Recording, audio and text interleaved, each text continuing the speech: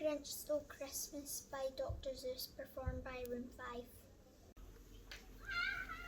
Every Who down in Whoville liked Christmas a lot, but the Grinch who lived just north of Whoville did not. The Grinch hated Christmas the whole Christmas season. Now please don't ask why, no one quite knows the reason. It could be his head was screwed on just right. It could be perhaps his shoes were too tight.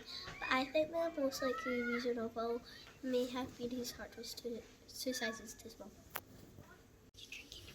But whatever the reason, his hat or his shoes, he stood there on Christmas Eve hating the Who's, staring down from his cave with a Sarah Grinch friend at all the warm lighted windows below in their town, for he knew every Who down in Whoville beneath was busy now hanging a mistletoe wreath. And they're hanging their stockings, he snarled with a sneer, tomorrow it's Christmas, it's practically here. Then he growled with his Grinch fingers nervously drumming, I must find some way to stop Christmas from coming. For tomorrow he knew all the Who girls and boys would wake bright and early to dress for their toys. And then the noise. Oh, the noise, noise, noise, noise. That is one thing he hated. The noise, noise, noise, noise. Then the Who's young and old would sit down to a feast, and they'd feast and feast, and they'd feast, feast, feast, feast. They'd feast on Who pudding and rare Who roast beast, which was something the Grinch couldn't stand in the least. And then they'd do something he liked least of all. Every Who down in Whoville, the tall and the small, would stand close together with Christmas bells singing. They would stand hand in hand and the Who's would start singing. And they would sing, and they would sing, and they would sing, sing, sing. The more the Grinch thought of this Who Christmas sing, the more the Grinch thought, I must stop this whole thing. Why, for 53 years I've put up with it now. I must stop Christmas from coming. But how? Then he got an idea, an awful idea. The Grinch got a wonderful awful idea. I know just what to do, the Grinch laughed in his throat, and he made a quick Santa Claus hat and a coat. He chuckled and clucked with a great Grinchy trick. With this coat and this hat I will look just like Saint Nick. All I need is a reindeer, the Grinch looked around, but since reindeers are scarce, there is none to be found. Did I stop old Grinch? No, the Grinch said, if I can't find a reindeer, I'll make one instead. So he called his dog Max, and he got some red thread, and he tied a big horn on top of his head. Then he loaded some bags and some old empty sacks on a ramshackle sleigh, and he hitched up old Max. Then the Grinch said, get up! And the sleigh started down towards the homes with the Who's lay snooze in their town.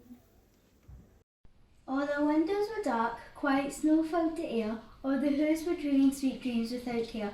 When he came to the first little house in the square, this is stop number 1, the old Grinchy Claus hissed. And he climbed to the roof, empty bags in his fist. Then he slid down the chimney, a rather tight pinch, but as Santa could do it, and so could the Grinch. He got stuck only once for a moment or two, then he stuck his head out of the fireplace flue, where all the Who stockings hung in a row, these stockings he ground to their first things to go. Then he slithered and flunked with a smile most unpleasant around the whole room as he took every present. Pop guns and bicycles, roller skates, drums, checkerboards, tricycles, popcorn and plums. Then he stuffed them in bags. Then the Grinch very nimbly stuffed all the bags one by one up the chimney. Then he slunk to the icebox, he took the Who's feast. He took the Who pudding, he took the roast beast. He cleaned out the icebox as quick as a flash. Why, that Grinch even took the last can of Who hash. And he stuffed all the food up the chimney with glee, and now grinned the Grinch will stuff up the tree. And the Grinch grabbed the tree and started to shove. When he heard a small sound like a coo of a dove, he turned round fast and saw a small Who, little Cindy Lou, who was no more than 2. The Grinch had been caught by his tiny Who daughter, who got out of bed for a cup of cold water. She stared at the Grinch and said, Sandy Claus, why? Why are you taking our Christmas tree? Why?